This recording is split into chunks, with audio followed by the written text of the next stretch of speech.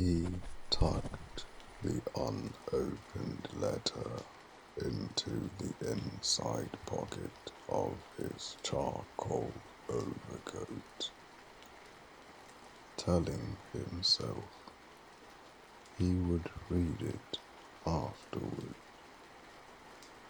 Instead, it remained there like another heartbeat. The gallery had become quieter since the divorce.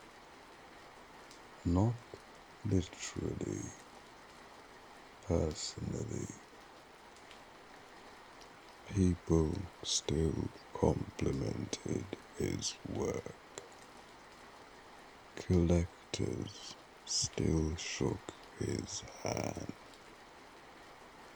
Critics still discussed color theory beside glasses of wine. But something fundamental had changed. Without Caelithe beside him, he was calmer. There was no sharp corrections, no invisible arguments waiting in the car ride home, no evenings spent wondering which version of himself had offended her that day. The peace surprised him. It also frightened him, because while his life had grown quieter, his paintings had grown louder. The canvases arriving in his studio no longer carried hopeful skies. Their colors had deepened into bruised blues and violent crimsons. Figures appeared faceless. Doors opened into darkness instead of gardens. Even the curator had remarked, "They're extraordinary, but I've never seen your work this heavy." Neither had he. Closing time arrived. The curator stepped outside for a cigarette before they began discussing the exhibition. "I'll only be 5 minutes." Noven nodded absent-mindedly. The gallery became still. Only emergency lighting remained. Paintings watched from silent walls. An installation bench stood beneath an enormous suspended sculpture of fractured mirrors. He sat, pulled the envelope from his coat, opened it. By the time he reached I began taking contraceptives. The room had disappeared. The mirrors above him fractured his reflection into dozens of pieces. He could not tell which belonged to him. He read the sentence again, then the next, then the apology, then I am not sorry for the decision. His breathing became shallow. He lowered the pages. His hands had begun shaking, not violently, quietly, like someone freezing indoors. Noven, he looked up. The curator had returned. Everything all right? Yes. The line escaped automatically. For the next 40 minutes, they discussed wall spacing, lighting angles, catalogue layouts, visitor flow, and opening night speeches. Or rather, the curator discussed them. Noven answered questions 3 seconds too late, asked for measurements that had already been explained, forgot the title of his own paintings, called one canvas by the name of another. His mind had remained seated beneath the mirrors long after his body had stood. He drove home without turning on the radio. Boston blurred past in streaks of amber street lights and rain. Traffic moved around him. People hurried toward dinners, toward families, toward homes.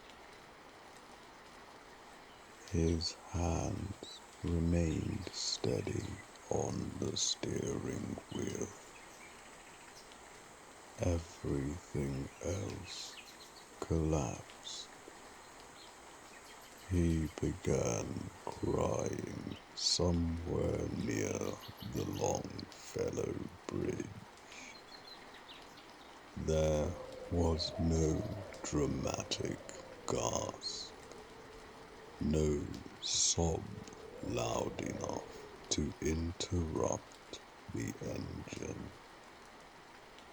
Only tears arriving one after another with the relentless patience of rain. He did not wipe them away. He did not acknowledge them.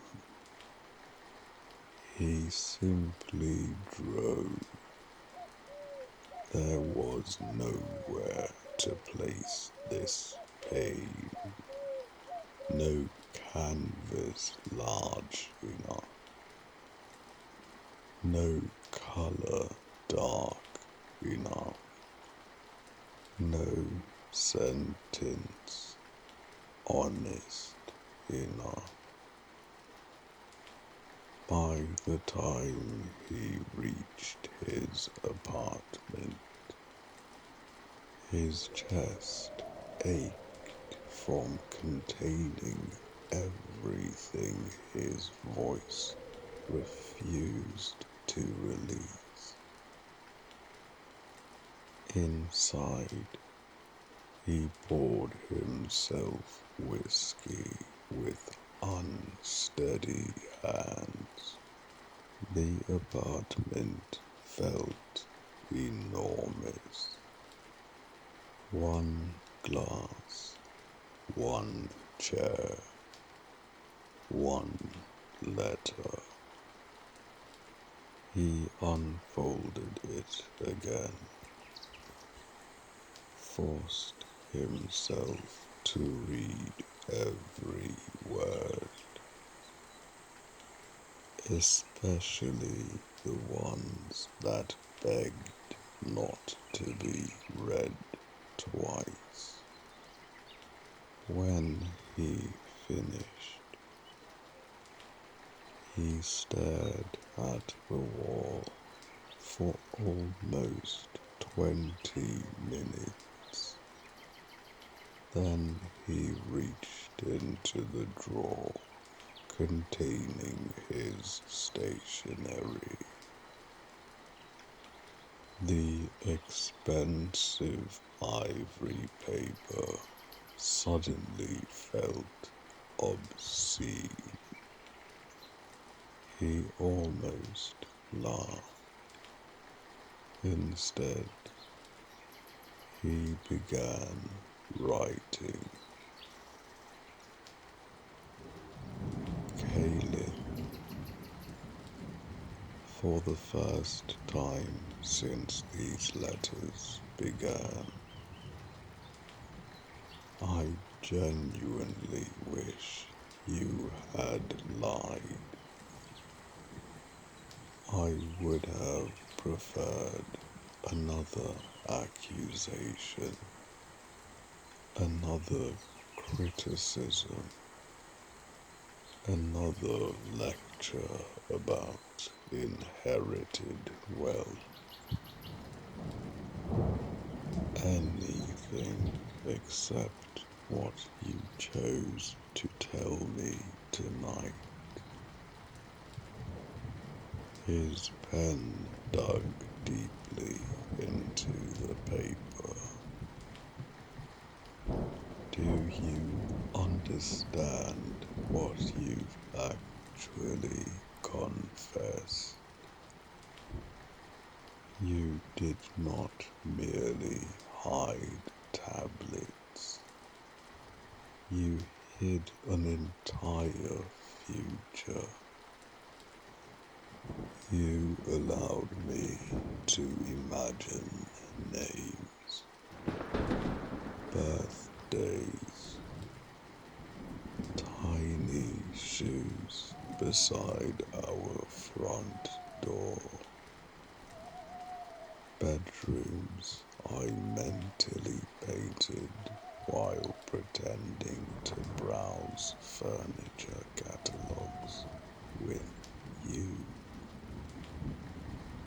You watched me love children that only existed because I believed my wife shared the dream. You buried them alone, over and over again, without telling me there had never been a heartbeat to hope for.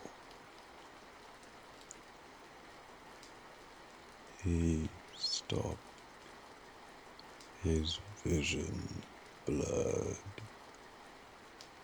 A tear landed on the page. He kept writing anyway. You apologized for the deception. Thank you. But understand something with perfect clarity. Forgiveness is not waiting for you at the end of this sentence.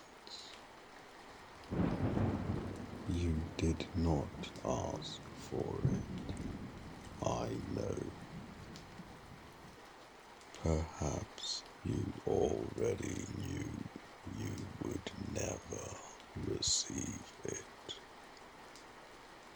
But I need to say the words aloud because they are the only honest thing left inside me. Some betrayals alter the architecture of another person's memory forever. This is one of them. The whiskey remained untouched. Please, please stop speaking about me as though I am incapable of pain simply because I inherited comfort. I am begging you now, not arguing, begging. Treat me like a human being, not a social class wearing skin, not an old surname that accidentally learned how to breathe. A man, one who bleeds in precisely the same color as everyone else. Every letter you write seems determined to convince me that my suffering is somehow counterfeit because my childhood contained softer furniture. Does grief inspect tax returns before entering a home? Does betrayal ask whether someone's grandfather owned property? Does heartbreak refuse to visit wealthy neighborhoods? I assure you, it does not.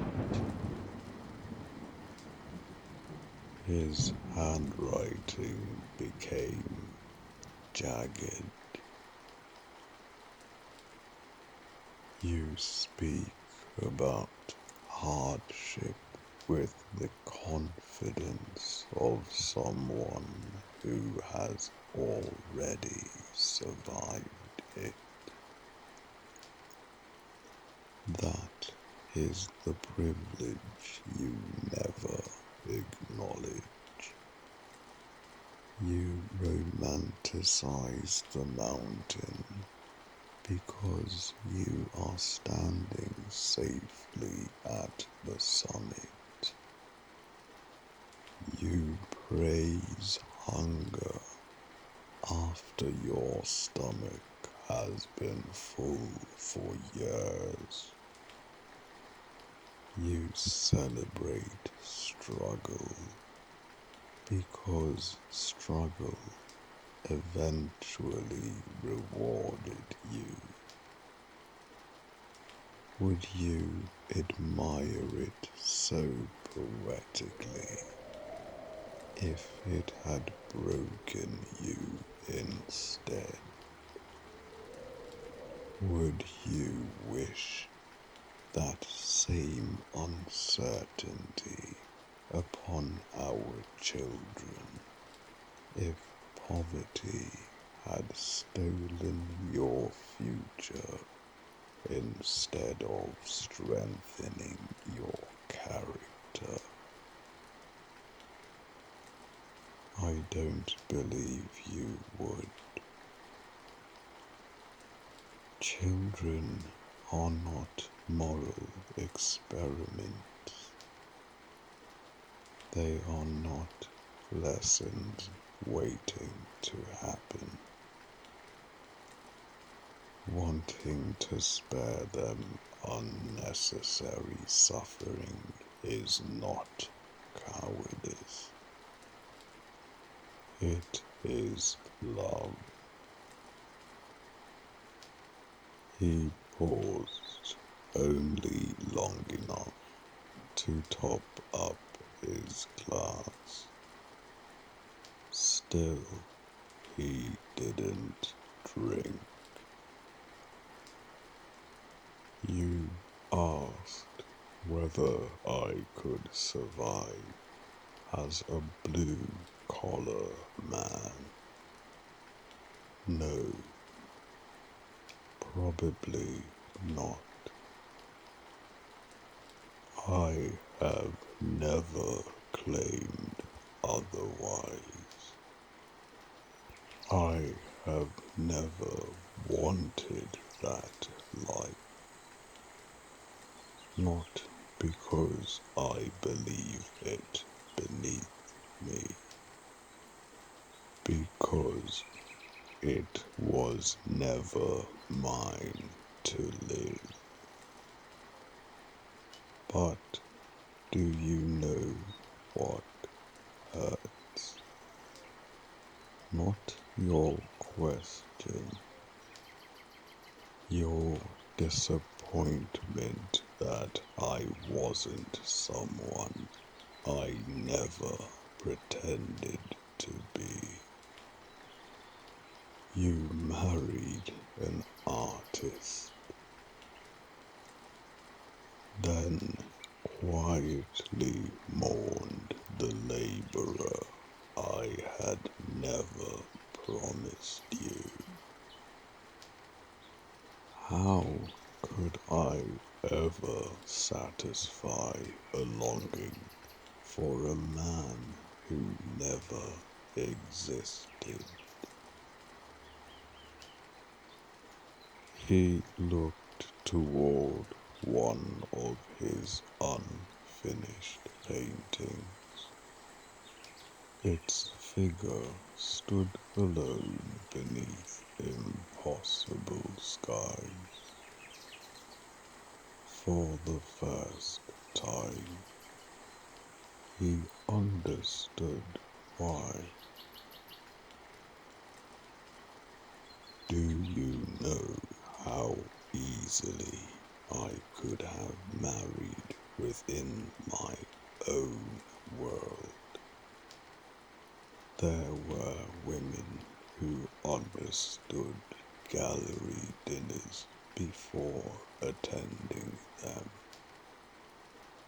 Women whose parents already knew mine.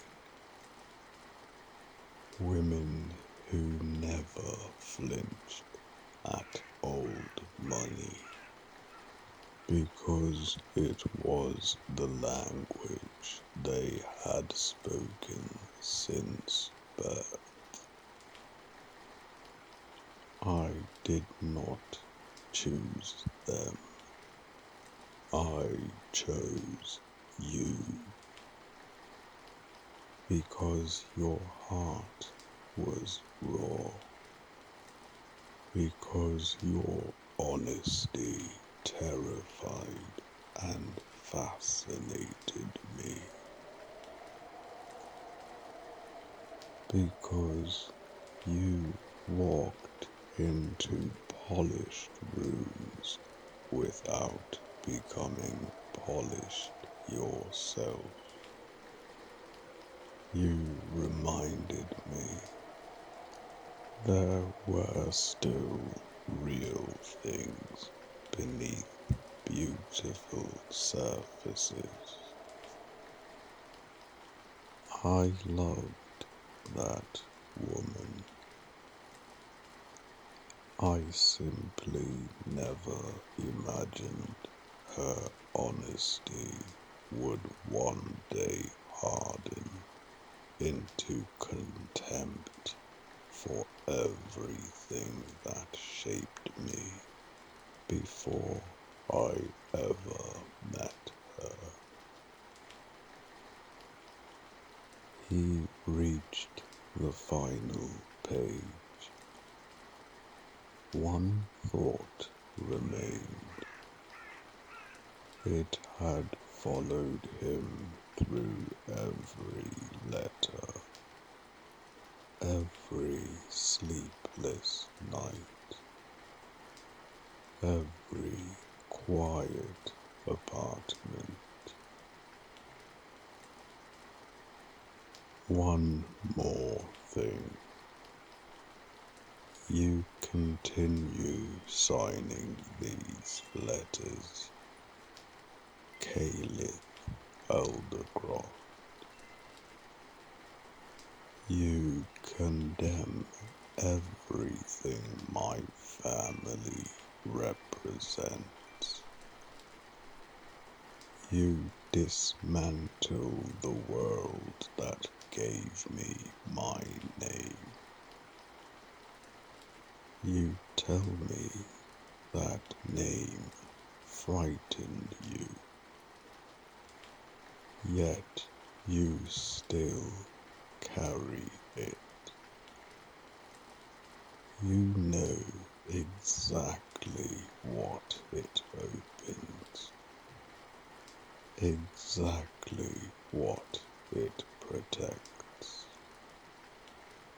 exactly what it quietly whispers inside important rooms. Perhaps that makes you practical. Perhaps it makes you hypocritical. Perhaps it makes you both. I honestly no longer know. His pen stopped.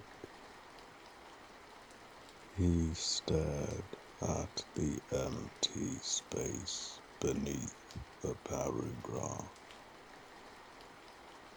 Then, almost against his own will, he wrote one last confession, smaller, softer, more painful than everything before it. And despite every furious word I have written,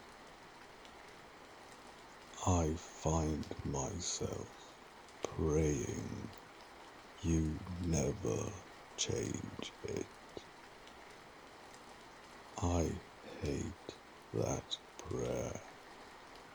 I resent it. I wish it would leave me. But Every time I imagine the day your signature belongs to another name, something inside me dies before the ink even dries. He signed it, Noven. He folded the pages with trembling hands. The whiskey remained untouched beside him. The apartment was silent, yet it no longer resembled peace. When he had lived with Caelithe, silence had meant waiting for the next disagreement. Now it meant something infinitely crueler. There was no argument left to anticipate, only absence. He had once believed divorce would feel like freedom after years of constant tension. Instead, freedom had dissolved into an emptiness so vast that it echoed. He no longer felt liberated. He felt like the sole survivor wandering through the ruins of a cathedral after the congregation had vanished.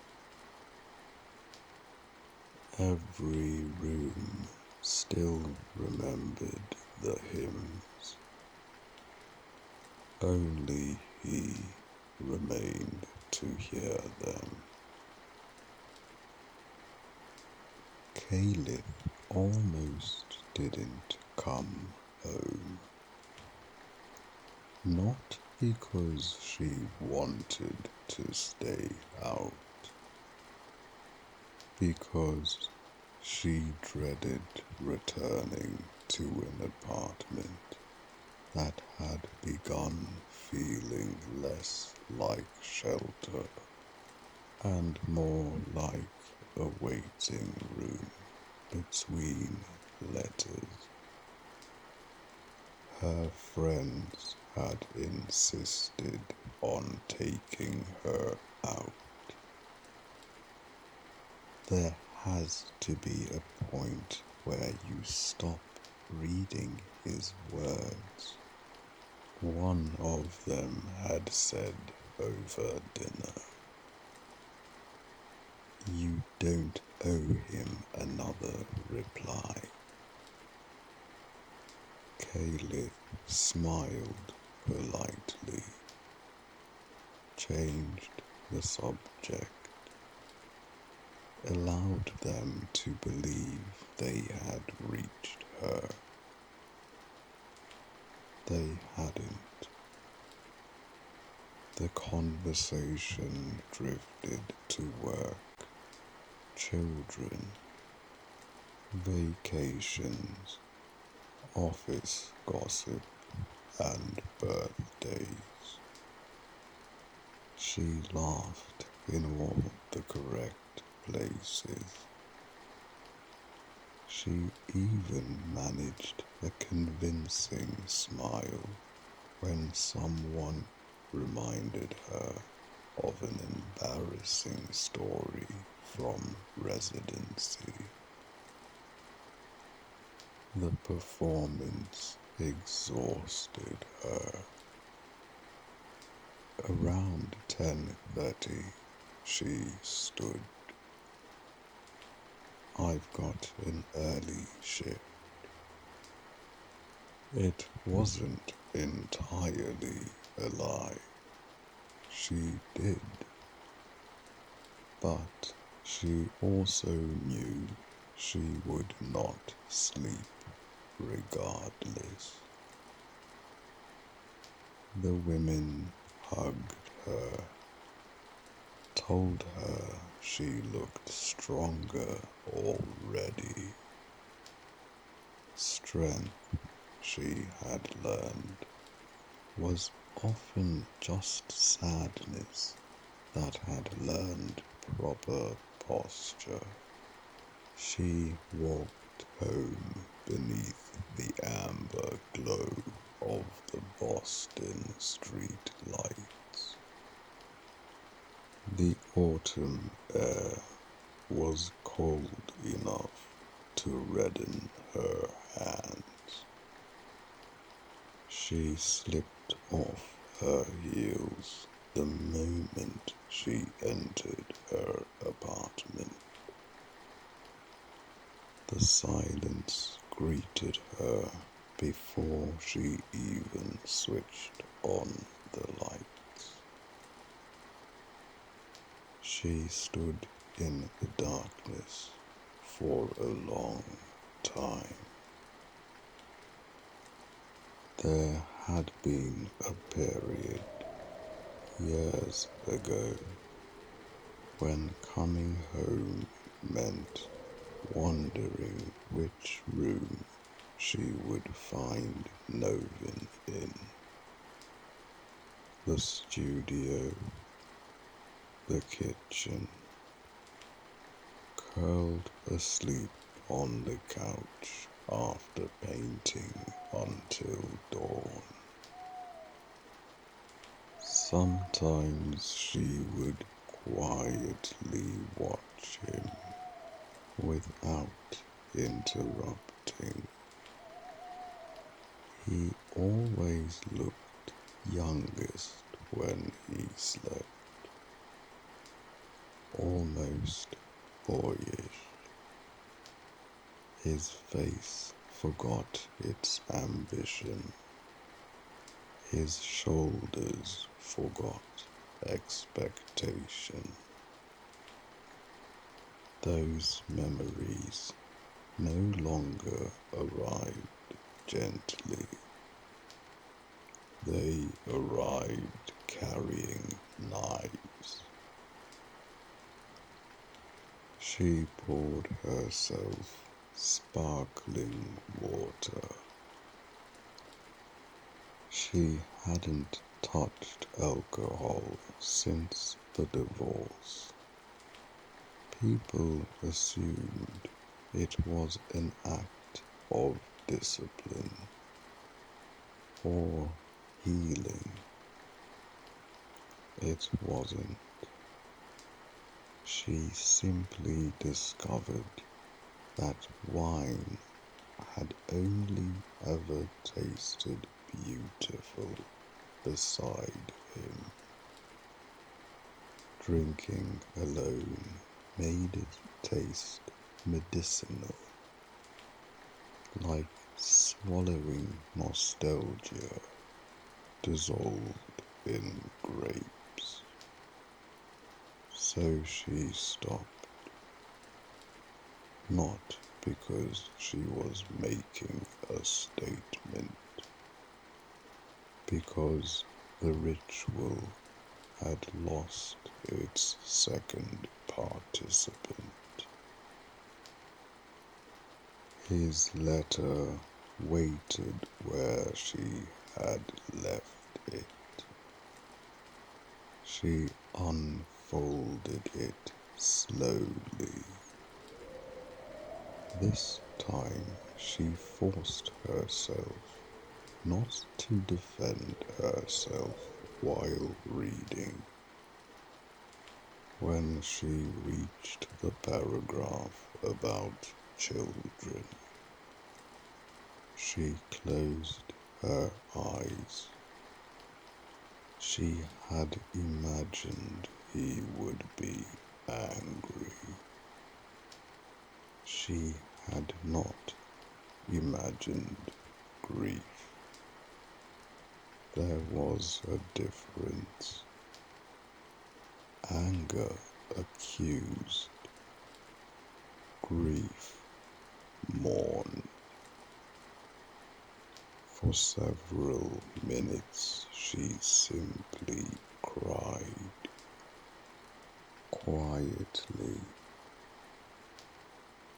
the kind of crying that asks nothing from the world except permission to continue. I'm sorry, she whispered to an empty apartment. She wasn't sure whether she meant the deception or the pain. Perhaps both. Then she reached another paragraph.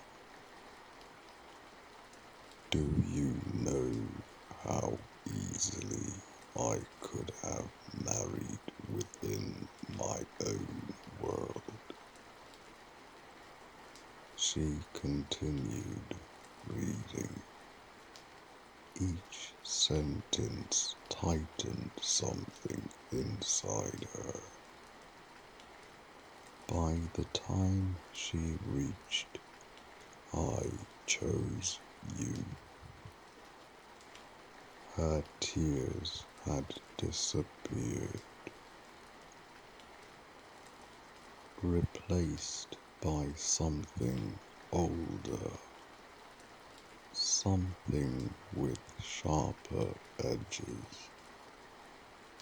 She placed the pages neatly on the table, walked once around the apartment, then returned, pulled out fresh paper. Noven, if there is one sentence in your letter that has refused to leave me alone,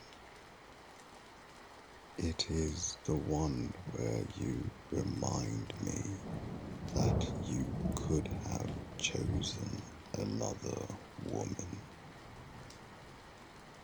You probably intended it as an expression of love.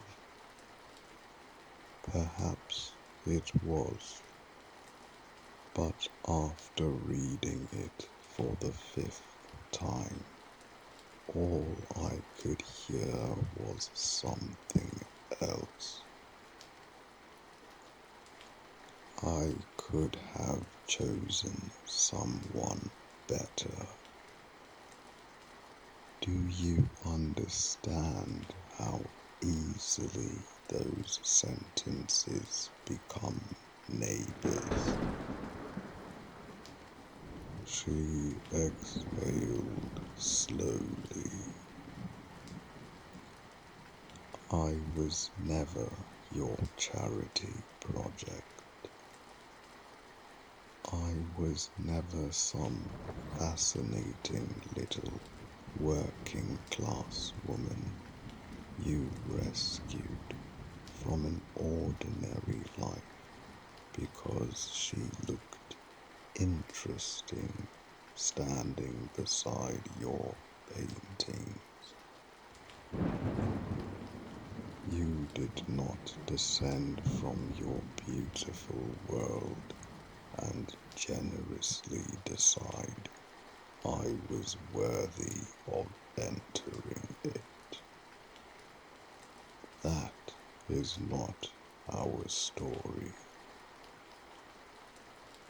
She smiled despite herself for the first time in days. Do you remember where we met? Because I do perfectly. Her pen slowed.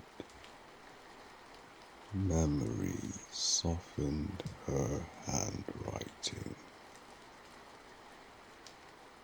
You had been invited to speak at a fundraising exhibition benefiting a rehabilitation program for injured high school athletes. The organizers wanted artists and medical professionals together because they thought healing deserved every language available to it. Paint, medicine, music.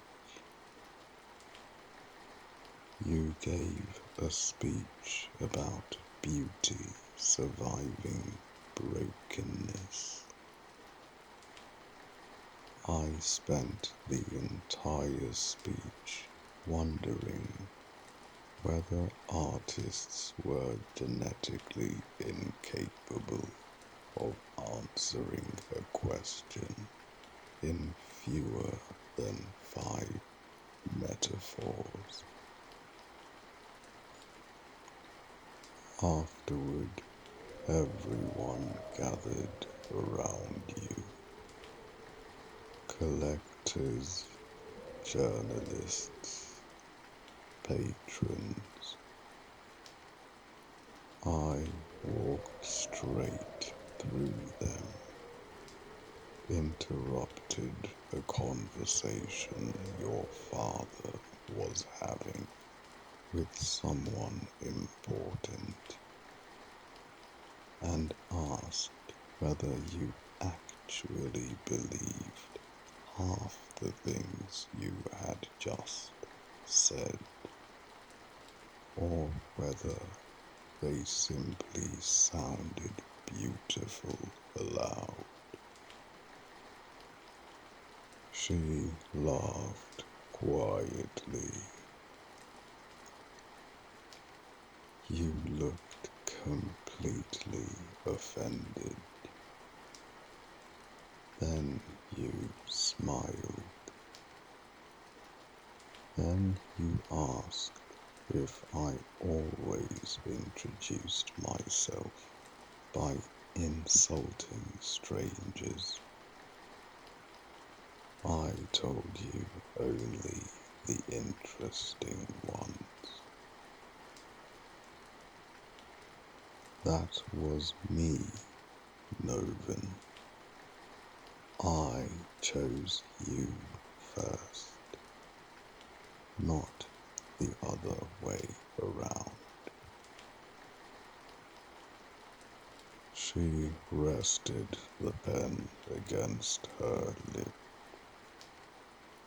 She could still see him, 28 years old, nervous despite hiding it well, paint on the cuff of his jacket, hair refusing to obey expensive grooming, eyes that seemed incapable of pretending not to care. What I saw that evening was not your surname. It wasn't your money. It wasn't the gallery.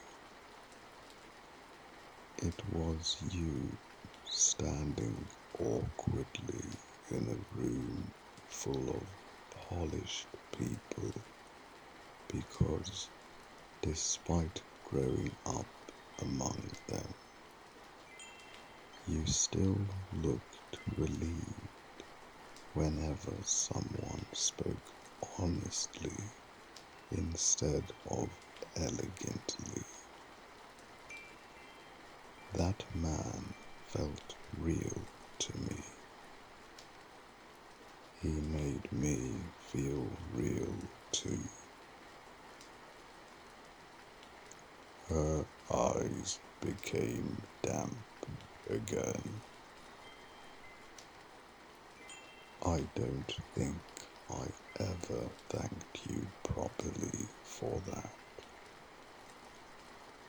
You made it safe to be myself. Safe enough that I stopped performing competence. Safe enough that I admitted fear without feeling weak. Safe enough that silence never required explanation. For years, home was simply whichever room you happened to be painting in. She stopped writing. Those words hurt unexpectedly.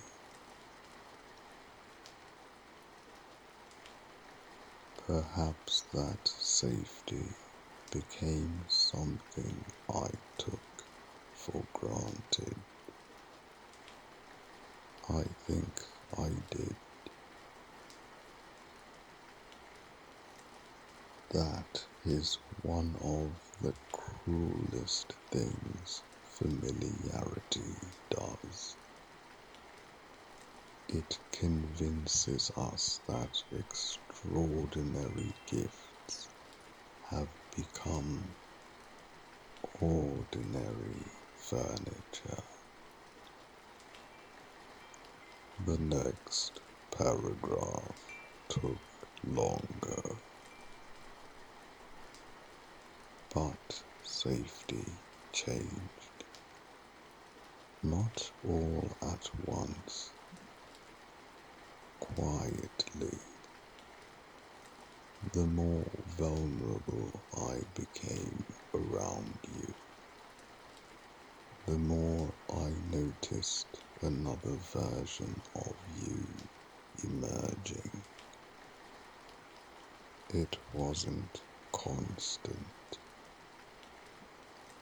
which somehow made it harder to understand.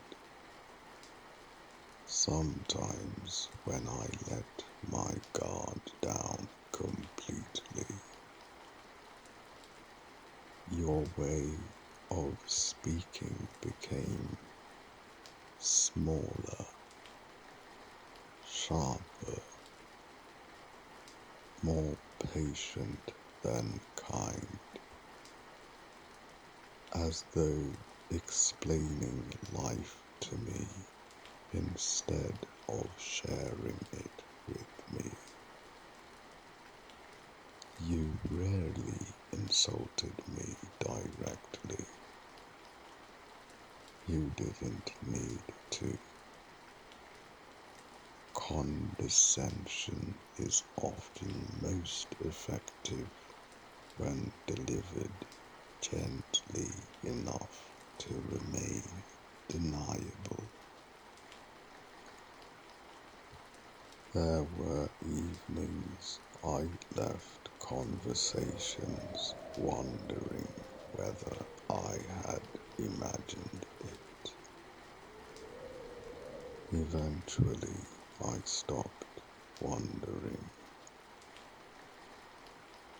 She stared out the apartment window.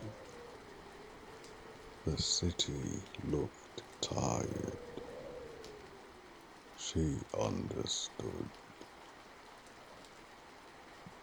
You wrote that I initiated the divorce. You're correct. I signed first. I called the lawyer. I ended the marriage. But please don't rewrite history into believing that you never arrived at the same destination. Her handwriting became steadier. You spoke about divorce long before either of us used the word. Not directly. You were too careful for that. You buried it inside sentences, inside sighs, inside comments about people who probably stayed together longer than they should have, inside jokes about separate bedrooms, inside questions that sounded hypothetical but never truly were. You wanted the marriage to end long before I admitted I did. You simply couldn't bear being the person who finally opened the door. She hesitated, then wrote what she had never admitted, even to herself. I think you were afraid of becoming the villain in your own story. So I became one in mine instead. She did not cross it out. The day I filed the papers, it wasn't because I believed life without you would be happier. It was because I no longer recognized the woman living beside you. Every disagreement became another small compromise. Not always yours, not always mine. Eventually, I couldn't tell which parts of my personality were actually mine anymore, and which had merely developed in response to our marriage. That frightened me more than the loneliness ever could.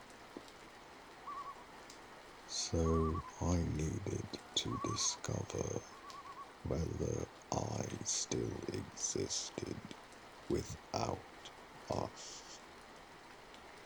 Not because I stopped loving you, because I stopped finding myself. She leaned back, her shoulders ached, her shift at Fenway had been physically demanding. This felt infinitely more exhausting. You asked me to remember that you are human. I do.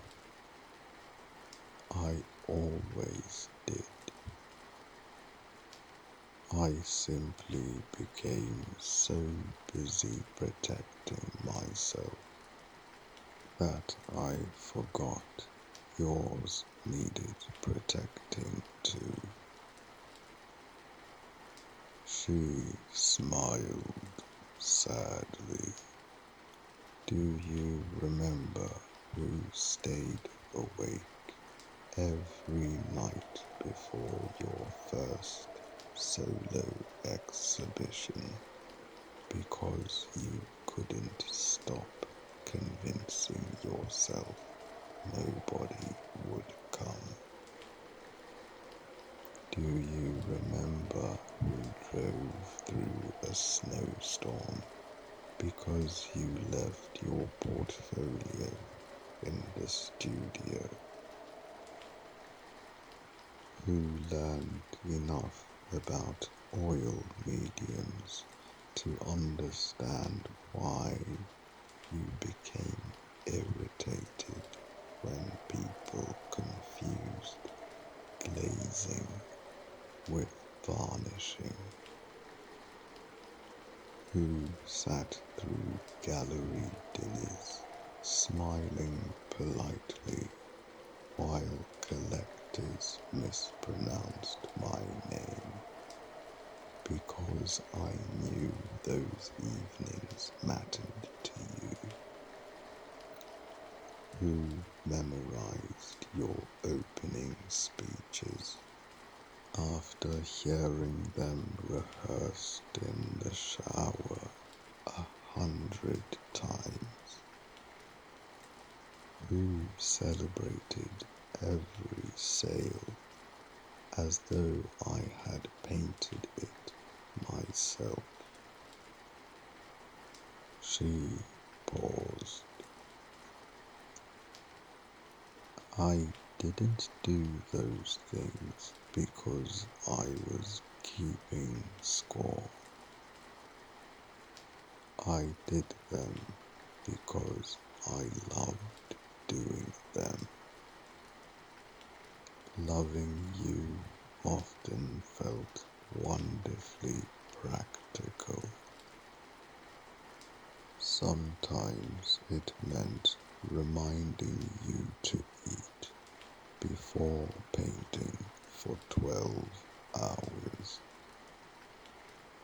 Sometimes it meant pretending not to notice when you quietly lost confidence because I knew you would eventually find it again if I simply stayed nearby.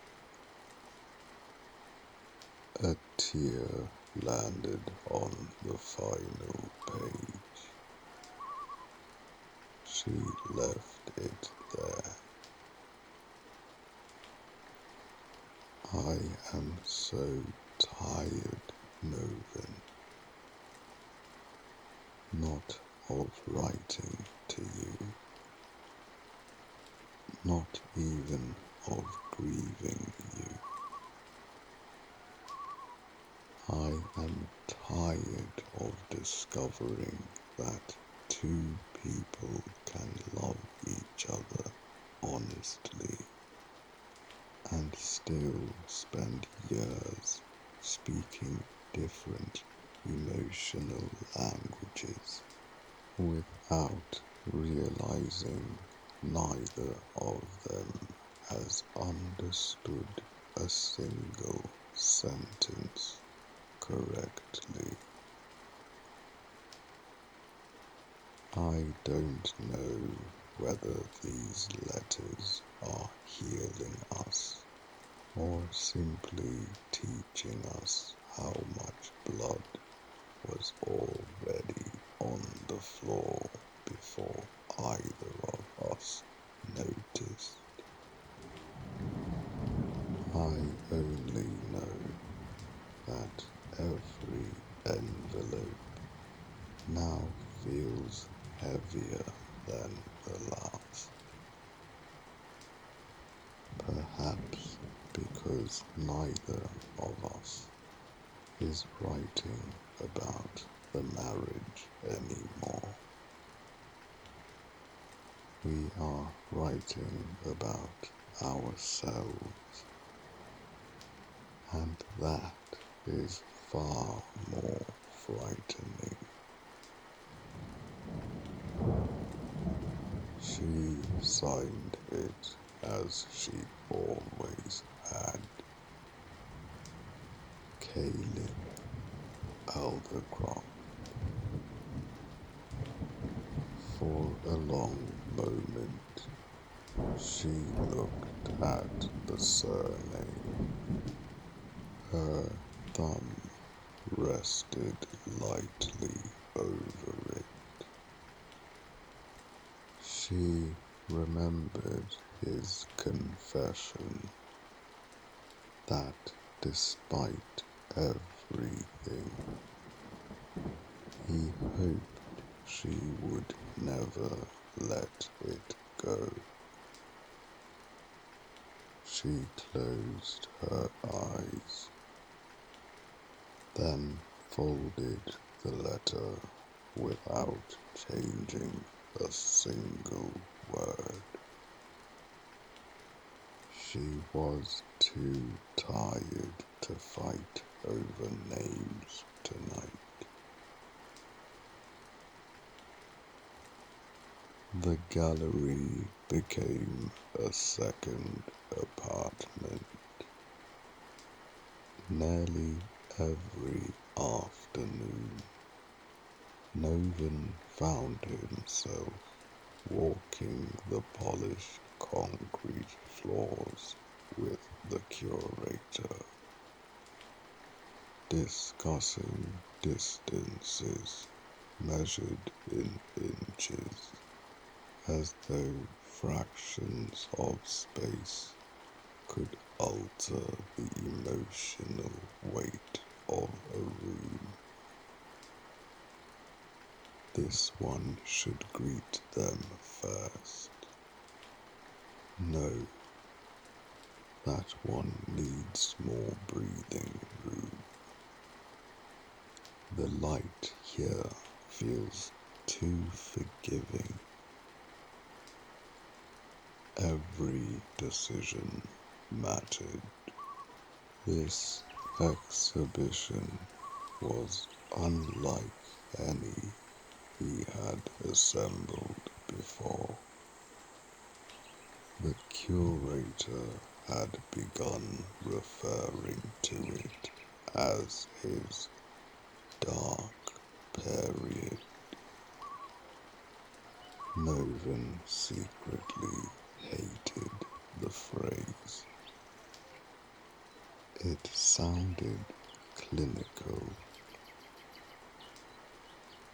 as though grief were merely another artistic phase that would eventually give way to brighter colors. He wasn't certain it would. Only one painting remained unfinished. It stood alone inside his studio, covered each evening before he went to bed, almost like someone placing a blanket over a body. He had never hidden a painting from himself before. This one frightened him, not because it was ugly, because it was honest. It depicted a vast room flooded with afternoon light, At its center stood two figures facing away from one another. They were almost touching. Only a sliver of empty space separated their hands. The distance could have been crossed with a single movement. Neither moved. Behind them, the walls dissolved into forest, into oceans, into stars. The entire universe waited beyond them, yet both remained imprisoned by an emptiness scarcely wider than a wedding ring. Every time he painted it, he felt exposed. The figures had no faces. They didn't need them. He knew exactly who they were. So would she. The painting embarrassed him. It stripped away every clever metaphor he had spent years hiding behind. It did not feel like something he had created. It felt like something he had confessed. More than once, he decided it would never appear in the exhibition. Each morning, he uncovered it anyway. Each evening, another layer appeared. Pain became strangely organized while he painted. Brush strokes succeeded where language repeatedly failed. Her letter arrived on a Thursday. He didn't read it immediately. Instead, he painted until sunset. He mixed color after color, searching for the exact shade between blue and ash. Hours disappeared unnoticed.